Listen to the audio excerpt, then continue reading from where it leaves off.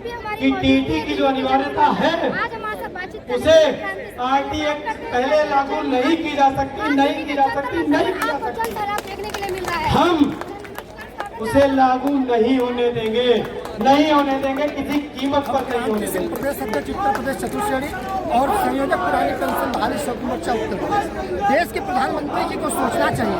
वो कहते हैं कि पढ़े बेटियां, अभी हमारी बेटियां विश्व इन्हीं शब्दों के साथ अभी हमारे कुछ साथी आपसे रूबरू होंगे। शिक्षिका है, शिक्षक है, जो राष्ट्र निर्माण में अपनी सबसे बड़ी भूमिका निभाते हैं। आप सफाई कर्मचारी का प्रयागराज में पैर छूते हैं और कहते हैं कि सफाई कर्मचारी समाज को स्वच्छ करता है।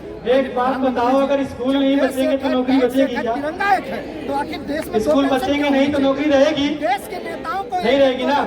ऑर्डिनेंस फैक्ट्री अगर नहीं बचेगी तो नौकरी बचेगी? खड़े होकर के नहीं ना। सीने में गोलियां खाते तो हैं। भारत का एक बड़ा ज्वलंत मुद्दा है निजीकरण। देश की 41 ऑर्डिनेंस फैक्ट्रियां निजीकरण के दंश से प्रभावित है। उनके ऊपर निजीकरण मगरमच्छ के रूप में अपना मुंह फैला करके बैठा हुआ है।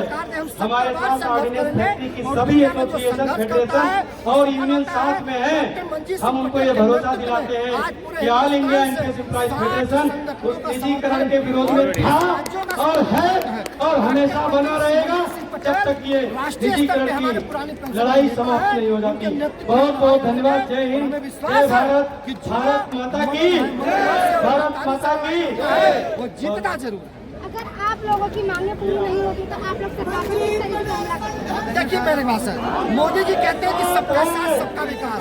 माननीय प्रधानमंत्री जी तो सरकार की योजनाओं को जनता तक कौन पहुंचाता है? हमारा शिक्षक, हमारा कर्मचारी, हमारा अधिकारी और देश की सरहदों पर कौन लड़ता है? मोदी जी की सुरक्षा में, योगी जी की सुरक्षा में, यहाँ दिल्ली की उनकी सुरक्षा में जो जवान रहते हैं, अगर उनका बुढ़ापा सुरक्षित नहीं रहेगा तो मैं मोदी जी से बस इतना ही कहूँगा कि आप शिक्षक और कर्मचारियों की समस्याओं को सुनेंगे तो आपको पसीना आ जाएगा। आने वाले समय में शिक्षक और कर्मचारी दिल्ली जब घेरेंगे तो आपको भी पसीना आएगा। बुलंद आवाज का मैं हार्दिक स्वागत करता हूँ, अभिनंदन करता हूँ। आगे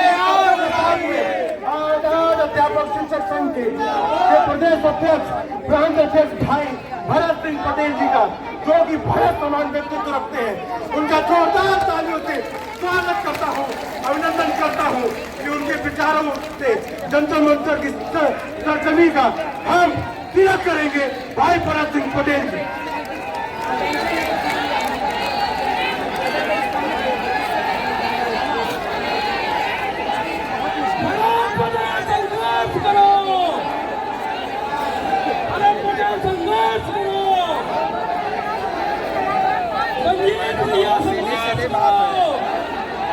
विधायक एमपी रहो, पेंशन लो, और हम लोग 60 साल तक सेवा करते हैं, अगर उसके बाद भी पेंशन से वंचित रह जाते हैं, इससे शर्म भरी बात कुछ नहीं है। और सरकारी सेवा का जो मूल आकर्षण है वो हमारी पेंशन है, बुढ़ापे का सहारा है। अगर वही नहीं रहेगी तो सरकारी सेवा किस काम की? अगर बुढ़ापे को हम अपने मान सम्मान, स्वस्थ जीवन सम्मान के साथ नहीं जी सकते हैं तो शायद फिर सरकारी नौकरी का कोई बहुत ज़्यादा महत्व नहीं है। और ये बताएं, हम 60 साल के बाद भी पेंशन के हकदार नहीं, ये 5 साल के बाद विधायक बन जाए तो एक पेंशन, सांसद बन जाए दूसरी पेंशन, ब्लॉक प्रमुख बन जाए तीसरी पेंशन, ये 3-3, 4-4 के लिए, हम एक के लिए नहीं हो गया। सीधे हमारी पुरानी पेंशन बहाल। सरकार से कभी दो हाथ करने नहीं जाता है।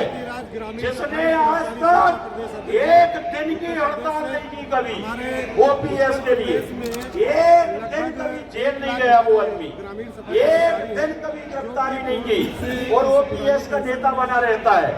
साथियों, अब आपको मंजीत सिंह पर भरोसा करना पड़ेगा, या तो जान रहेगी या तो ओपीएस बहाल होगी। हेलो, सभी को पुरानी पेंशन की आवश्यकता है, क्योंकि पुरानी पेंशन के में जो है हम लोगों का साथियों आपको सोच ले, इसमें हम लोगों का बुढ़ापे का गुजर बसर। ये आप विपक्ष में के घोषणा पत्र में सिर्फ पुरानी पेंशन लिखवाने से यह आपकी पुरानी पेंशन लागू हो जाएगी क्या? यदि वो सरकार नहीं बनी तो इसलिए हमको ताकत बढ़ना पड़ेगा। जिसकी सत्ता होगी हम उससे लड़ेंगे, चाहे केंद्र में हो और चाहे राज्य में हो। साथियों, जितने मध्य प्रदेश से आए हुए हैं लड़ाई एक ईमानदार वे सभी साथी, इनकी लड़ाई में पूरा आप सबसे निवेदन करना चाहता हूँ कि 2 जनवरी के लिए तैयार रहना। और आज तो आप लोग ने यहाँ पर देखा होगा कि हम राजधानी से ही, भोपाल की राजधानी से ही पेंशन का संकलन करेंगे दिल्ली में जब निवास और पूरे मध्य प्रदेश में, भारत में लगाओ। गाँव में मैं स्वयं हम मध्य प्रदेश में ही से ही बजा देंगे 2 जनवरी को, सलाह भी दी जाती है किस प्रकार से जिसका नेतृत्व हमारे मंजीत सिंह भाई करेंगे। और हम पूरे देश में पेंशन बहाली के लिए तो संघर्ष करेंगे, लेकिन मेरा मंजीत सिंह भाई से निवेदन है जिंदाबाद कि हर राज्य में आपको इसी बीच हमारे साथ कुछ लोग हैं, आइए हम बात करते हैं कि किस चीज को लेकर यहाँ पर आए हैं, क्या समस्या है इनकी। सर, क्या नाम है आपका? अरविंद सिंह सर, कहाँ से आए हैं? साथियों, सतना जिला पुरानी पेंशन क्यों जरूरी है? वो विगत 10 वर्षों से आपकी पुरानी पेंशन के लिए आंदोलन चल रहा है। जो सरकार वन नेशन वन इलेक्शन टोपी पहनाओ अभियान चल रहा है कानून की बात करती और आपको अभी तक पुरानी पेंशन क्यों नहीं मिल रही? सांसद इसकी मुख्य वजह क्या है? कर्मचारी जो 60 साल आपने देखा है कि ये 15-16 से पुरानी पेंशन के आंदोलन और सम्मेलन होते हैं क्या रिजल्ट सामने आया है?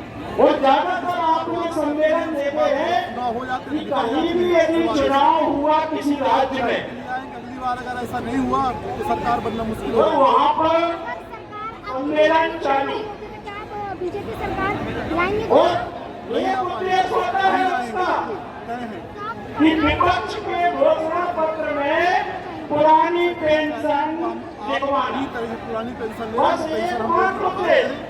और हम अगली बार अब जब विपक्ष के घोषणा पत्र में आपने पुरानी पेंशन लिखवाया पर कर्मचारियों के लिए वो जब वहाँ पर सरकार नहीं बनी अगर आप तो पूरा कर्मचारी जो है सत्ता विरोधी वहाँ पर सिद्ध हो जाता है। आंदोलन करेंगे और सरकार का विरोध करेंगे, सरकार की नीतियों का विरोध करेंगे। आपने देखा है कि पहले हमारे मध्य प्रदेश में पुरानी पेंशन बहाली के नाम से 2018 में कांग्रेस की सरकार बनी हुई थी। उस समय पर हमारे मध्य प्रदेश के जो तत्कालीन मुख्यमंत्री थे कमलनाथ जी, उनने पुरानी पेंशन बहाली की घोषणा की थी, लेकिन 18 महीने में पेंशन लागू नहीं हुई और उसके बाद सरकार चली गई। वो जो दूसरी सरकार आई उसने पुरानी पेंशन दी ही नहीं। आपने छत्तीसगढ़ में